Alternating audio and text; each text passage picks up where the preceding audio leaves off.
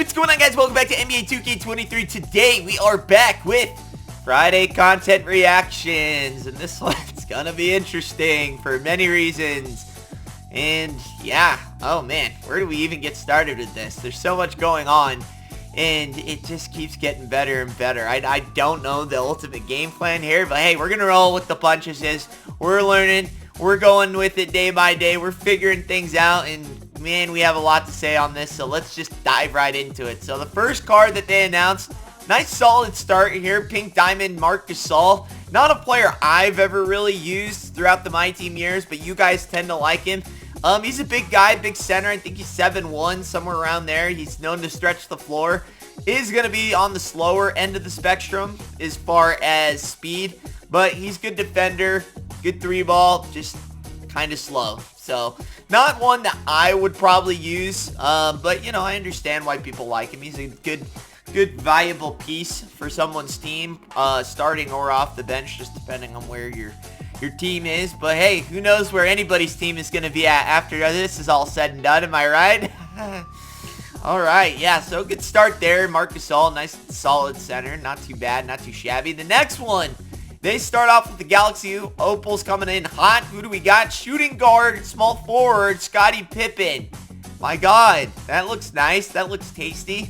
Take me a little Pippen ain't easy right from the get-go, and I'm sure they're going to update the shot. They've been really doing some justice to these cards over the last couple weeks. I'm assuming they're going to do something with his jump shot. He's going to be a top tier, if not the best shooting guard in the game. I can't remember how tall he is. I want to say 6'7", right? 6'7" or 6'8".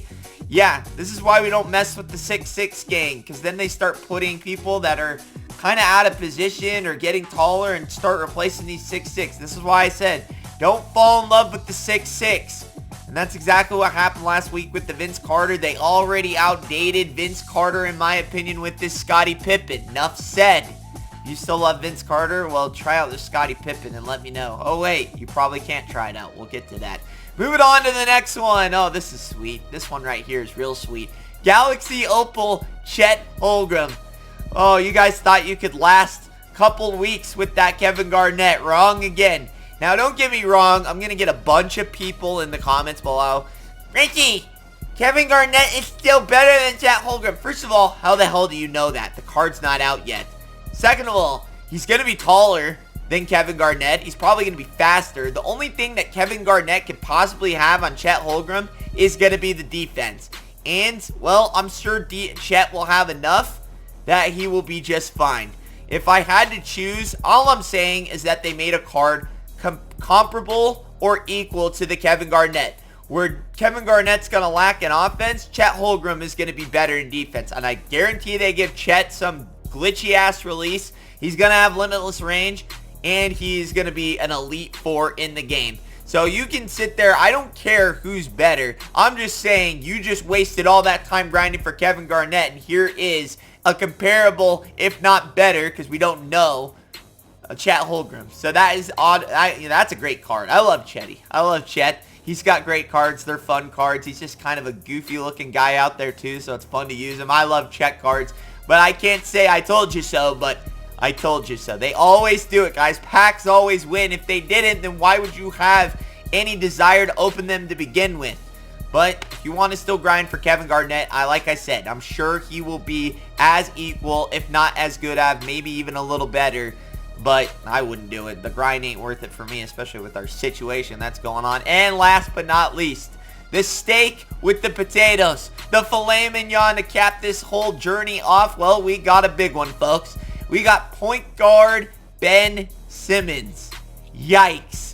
This guy is going to be the top point guard of my team. There really is no question about it. I remember having doubts about his diamond card.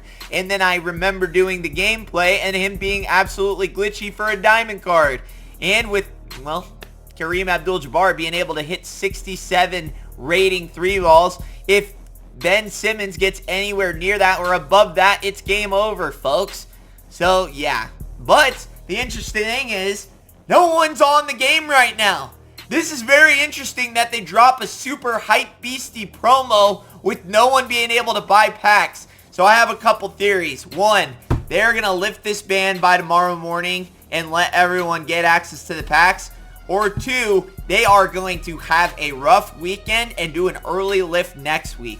I don't know what their thinking is here, folks. Like I said, I would love to meet the guy that did the bans, because how are you going to make any profit when you kicked everyone off the game?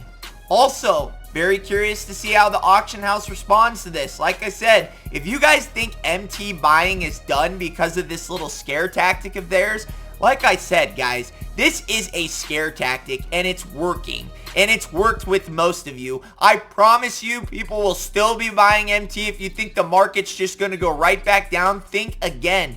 Like I said, guys, if they permanently ban you, people make new accounts. You can build an entire new team in under 3 hours just buying MT. It ain't that hard. People will do that. People will take the bans. They'll make new accounts, and it'll just be like clockwork. All they're doing is making more legwork for them, more time for them to monitor accounts. I don't know what their end strategy is here. If they want to put it to bed, they need to put a ban on the auction house, so their only option is to buy packs. This whole thing of banning people entirely from the game is a shot in the foot for them in so many different ways. It steers people away from their product. They can't buy packs. You can't invest in the product. And then when people come back, you think people are going to be like, oh, God, thank you so much, 2K, for granting us access back to your game. I've learned my lesson. I can't wait to go buy packs from the guy that just disciplined us for 2 weeks. Think again. It's a bad strategy. It's a bad plan. And they're going to pay for it in their wallets this weekend with nobody being on the game. They don't see that no cards are going up on the auction house? And what about the guy that has 800K that's bidding on some of these cards, the Last Lone Survivors? Where's their audit, huh? How do they have 800K? Did they get it all from playing the game with the 250 bonus login? The 1,000 MT you get for playing games?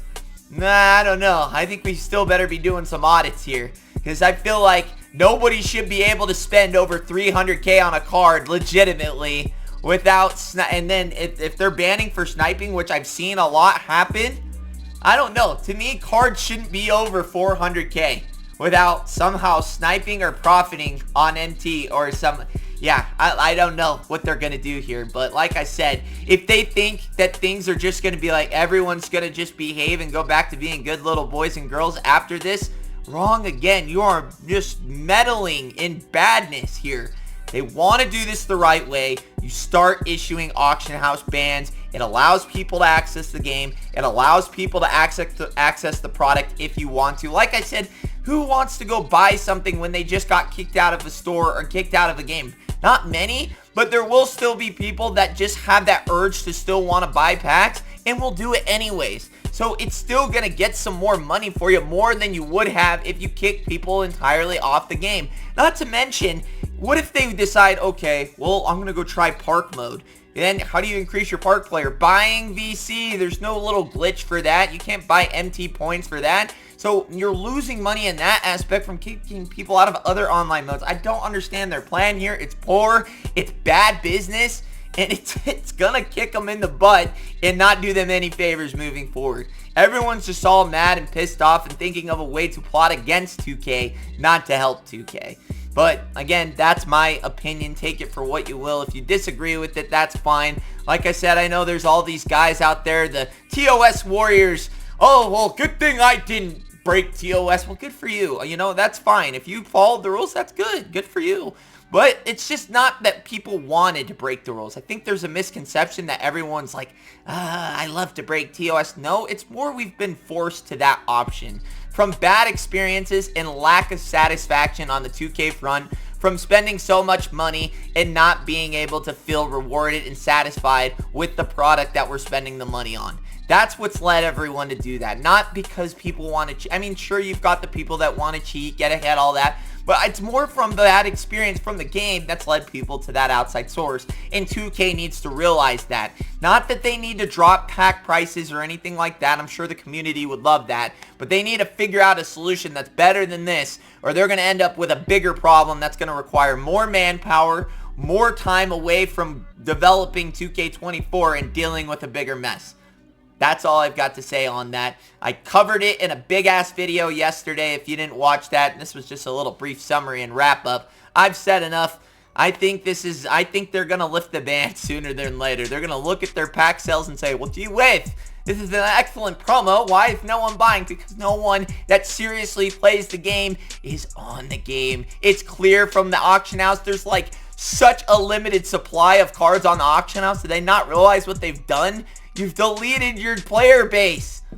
But I could go on for hours and hours on this. I'm going to cut it off there. Hopefully you guys enjoyed this video. If you did, leave the video a thumbs up. If you've made it this far, please leave the thumbs up. If you've made it this far, leave the thumbs up. It helps tremendously. It's free, and it helps get more eyes on the channel. And, well, I got to figure out what we're going to do for videos this weekend. We'll figure it out one way or another. Until then, Richie Nation, party on. Hey guys, need cheap MT? Check out A6K.com. They're safe, they're reliable, and with my code Richie at checkout, you can get 5% off. Go get the cards you really want.